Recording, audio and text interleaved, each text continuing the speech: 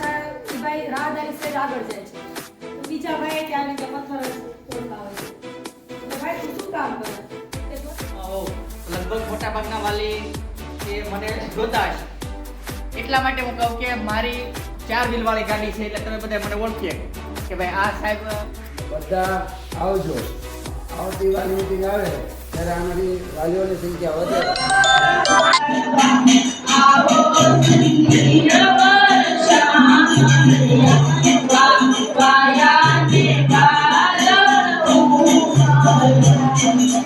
કે આપણે સરખામણી કરીએ તો આપણા ગુજરાતના આખા ગુજરાતના બાળકોનું વજન અને ઊંચાઈ બીજા રાજ્યોના બાળકો કરતાં ખૂબ ઓછું છે.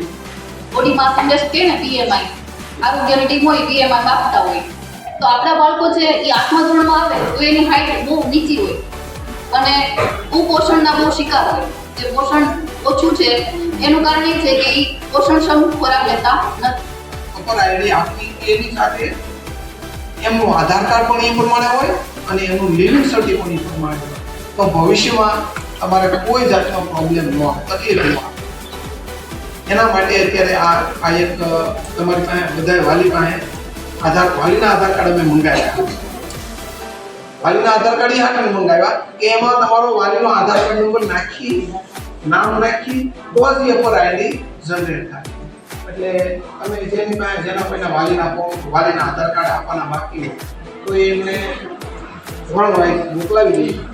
પણ જે હવે હજી ઉભેર થશે, જેટલું થશે એટલું અમે મહેનત કરીને કરીએ છીએ. પછી